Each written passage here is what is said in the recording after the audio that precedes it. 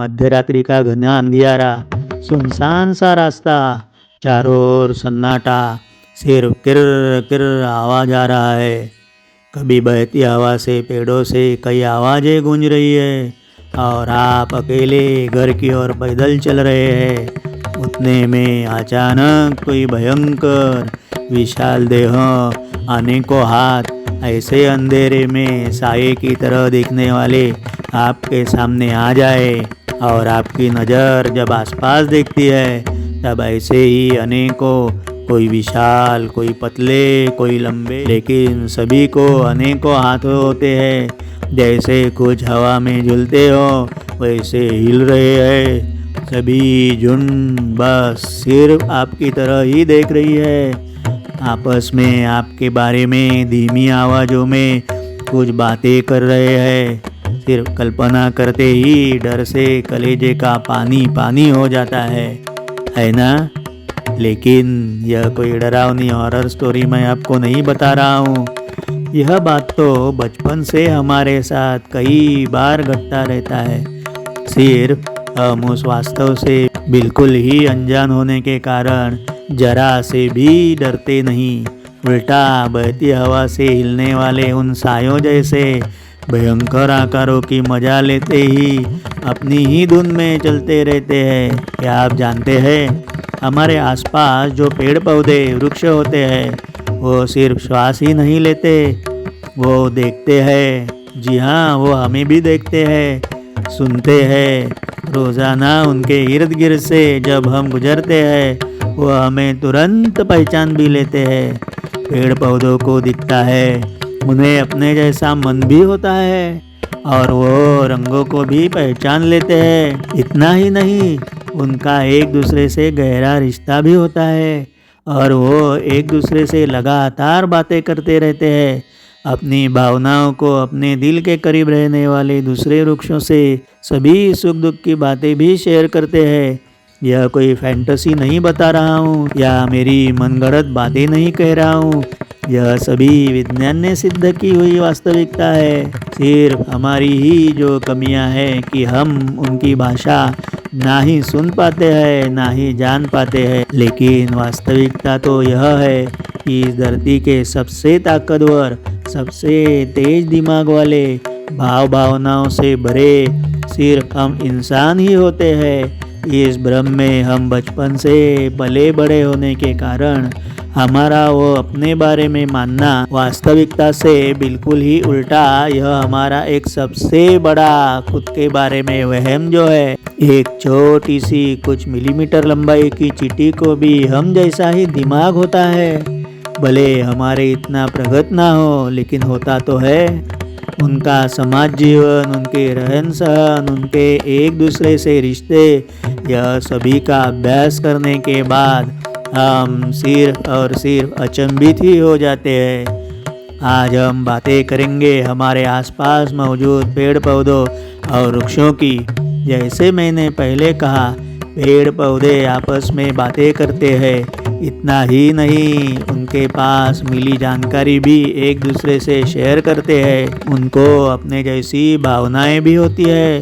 वो हर्षोल्लास से झूमते हैं, दुख दर्दों पर रोते हैं। अगर कोई आसपास का वृक्ष या पौधा बीमार हो, उसे किसी कारणवश कुछ जख्म या बड़ी खरोच आई हो तो उसकी मदद और निगरानी भी करते हैं। उनके जरिए जन्मे दूसरे पौधों को वो अपने बच्चों जैसे भाव से संभालते भी है ना। बहुत मज़ेदार बातें। लेकिन आप कहेंगे इसका क्या प्रमाण है कि सिर्फ तुम्हारे दिमाग में आई कवि कल्पनाएं हमारे माथे पर थोप रहे हो? जी नहीं, ऐसा बिल्कुल ही नहीं है। मैंने मेरे काफ़ी वीडियोज़ में बताया है कि बचपन से ही मुझे किताबें खरीदने में और ग्रंथालयों से किताबें लाकर पढ़ने में काफ़ी लगाव था। ऐसे ही कुछ सालों पहले मैंने किताब पढ़ी थी, पीटर ऑलबेन की लिखी किताब the hidden life of trees. Peter ने वैज्ञानिक सिद्धांतों के हवाले देते और अपने वनपाल के अनुभवों पर आधारित काफ़ी जानकारी इस किताब में दी है। जब कोई खतरा पेड़ों को ध्यान में आता है तब वो तुरंत उनकी जानकारी सभी दूसरे पेड़ों को देते हैं। जैसे हमारा मोहजाल है यानी इंटरनेट, वैसे ही उनका भी एक सिस्टम रहता है जो काफी दूर अंतर से पेड़ों से भी एक दूसरे से संवाद कर सकते हैं और खुद के रक्षण के लिए हर पेड़ तब तुरंत उन संकटों का सामना करने के लिए अपने अंदर आवश्यक जैव रासायनिक बदलाव भी करते हैं। मेरे प्रेरणा स्रोत इस वीडियो में वनस्पति शास्त्रज्ञ डॉक्टर कार्वर के बारे में मैंने कहा है। कार्वर पेड़ों से बातें करते थे, उनकी मूक भाषा उन्होंने खोज ली थी। वैसे ही अनुभव भारतीय वनस्पति शास्त्रज्ञ डॉक्टर जगदीश चंद्र बोस जी ने भी महसूस किए थे। अपने संशोधनों में उन्होंने ऐसी बातों पर गहराइयों से अभ्यास भी किया था। डॉक्टर जगदीश चंद्र बोस भी कहते थे, पेड़ पौधे इंसान की तरह ही परिवार और समाज व्यवस्था में रहते हैं। वो सिर्फ हम जैसे चल नहीं सकते, वरना उनका एक दूसरे से बर्ताव, सहजीवन सभी हम इंसानों जैसा ही रहता है। पेड़ों के भी हम जैसे ही मित्र होते हैं, वो भी एक परिवार और समाज की तरह रहते हैं। जैसे उनके मित्र होते हैं वैसे ही उनके शत्रु भी होते हैं। आपको मालूम है, चंदन अपने अद्भुत सुगंध के लिए और शीतलता के लिए जाना जाता है और नीम जैसा काफ़ी औषधि तो है ही, लेकिन अपनी कड़वाहट भरे गंध और आस्वाद के लिए प्रसिद्ध जो है। लेकिन आपको जानकर आश्चर्य होगा, आप चंदन की खेती करने वाले किसी भी किसानों से इस बात की सच्चाई मालूम कर सकते हो। जहाँ चंदन उगता है वहीं आसपास नीम के पौधे भी उगते हैं।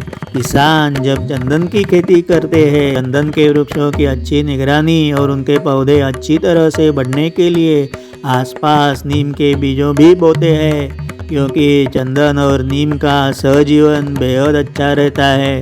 वो एक दूसरे के खास मित्र जो होते हैं, इसलिए एक दूसरे के सहवास में वो हंसी खुशी से खिलखिलाते अच्छी तरह से पलते बढ़ते हैं। महाराष्ट्र में 16वीं सदी के महान संत श्री तुकाराम महाराज जी ने जो ईश्वर भक्ति से खुद ईश्वरमय हुए थे, उनकी रचनाएं जिन्हें अभंग कहते हैं, उनमें तब पेड़ों के बारे में काफ़ी बार कुछ कहा है। हमारे वेदों ने पंचतत्वों को ही ईश्वर माना है। वही बात को संत तुकाराम महाराज अपने अभंगों में दोहराते थे। उनकी पंक्तियाँ वृक्षवल्ली अमा सोयरी वनचरे, मतलब पेड़ पौधे लताएं जैसे वन्य जीवों भी हमारे अपने, हमारे रिश्तेदार ही है। निसर्ग संवर्धन का महत्व इतनी सहजता से कहने वाले संत तुकाराम जी और उनकी रचनाएं इसीलिए आज 400 सालों बाद भी अमर्त्य और दिशा दर्शकों की तरह हमारे जीवन में ज्ञान प्रकाश उजागर करते रहते हैं। अब वीडियो खत्म करते करते और एक सच्चाई आपको कही देता हूँ। आज किसी को यह मेरा खुद की पीठ थपथपाने का प्रयास भी लगेगा। आप कहेंगे कितना बोलता रहता है, लेकिन भाई जब और कोई ना कहते तब खुद को ही कभी कभी ऐसी बातें खुद ही बोलनी ही पड़ती है। और वैसे भी मेरे वीडियो देखने वाले गिने चुने लोग जो रहते हैं, लेकिन मैं तो आने वाले पीढ़ियों के लिए ही तो वीडियो बना रहा हूँ, है ना। इस वीडियो के साथ मैंने ड्रॉ किए मेरे वृक्षों पर के कुछ स्केचेस को भी मैंने जोड़ा है। बचपन से मुझे इंसानों जैसे वृक्षों में भी उनके चेहरे, उनकी हर एक की पर्सनैलिटी भी अलग अलग दिखती थी। जब यह बातें तब मैं किसी से कहता था तो सामने वाले मुझ पर हंसते, मेरे स्क्रू ढीले हुए हैं, ऐसी कुछ वाहियात कमेंट्स भी करते थे। और दुर्भाग्यवश मेरे स्कूल के मार्क्स ने भी वही हकीकत को हमेशा ही साबित किया था, लेकिन वो भी मेरी गलती मैं कभी नहीं मानता।